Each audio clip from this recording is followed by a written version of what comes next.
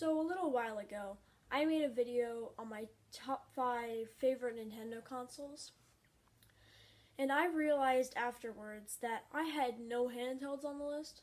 So today, I'm going to be going over my top 5 favorite Nintendo handhelds. Now, the Game Boy Color's design might look a little clunky, but it's got a lot going for it. It has some staple games like Super Mario Bros. Deluxe and can play every single Game Boy original Game Boy game. Now, one big problem with the system is that it didn't have a backlight, like the Game Boy Light did, and that had a lot of problems for it. Okay guys, so I just got my Game Boy Color and I'm really excited to try it out. So let's just turn it on and see how it is. Hello? The red light's on. Is it working? No! Did I buy a broken Game Boy Color? No, please! Please! Please! Work!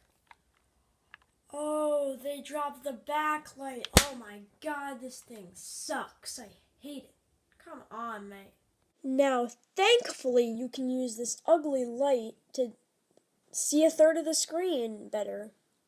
Like, honestly, the worm light honestly makes no sense. Like, it kind of just blocks you when you're trying to play your games.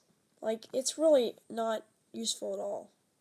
Now, one time when I was younger, I decided it would be fun to stick one of my Game Boy Advance games in here. And it actually got stuck.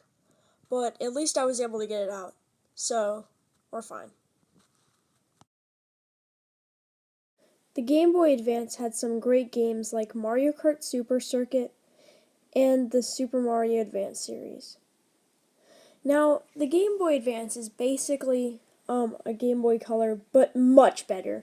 It's got a clamshell design, and it can play fully 32-bit games like Mario Kart Super Circuit, like I was just explaining before. Now, there's just one problem with this system. There's no headphone jack. Like, this really annoyed me when I found out.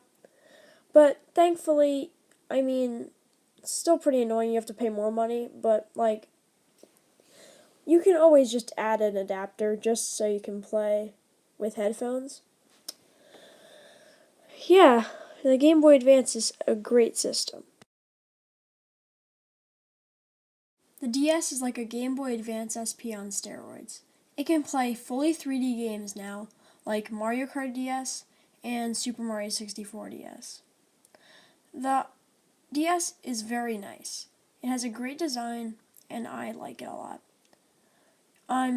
You can also play online with friends and even send your friends messages with PictoChat.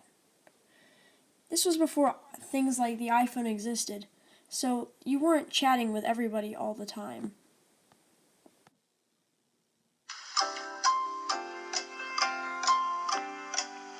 PictoChat was more of an experience to the people who actually used it.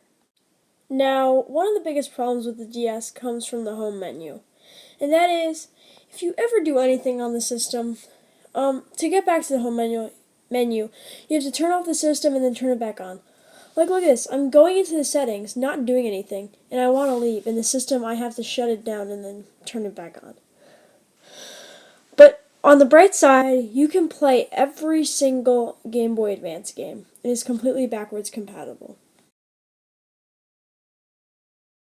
The 3DS is like a way better DS. It has games like Pokemon Sun, Super Mario 3D Land, and the best game ever, Minecraft.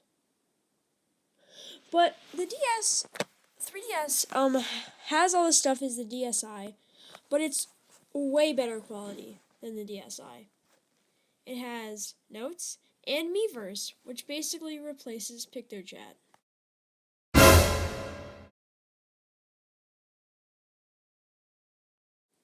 The Nintendo Switch. Goodbye 3DS. Of course, you got the Joy-Cons and the almighty Pro Controller. And that's all I got. If you want a better description on the Switch, you probably should watch my first video on my top 5 Nintendo consoles. Thanks for watching. Bye for now.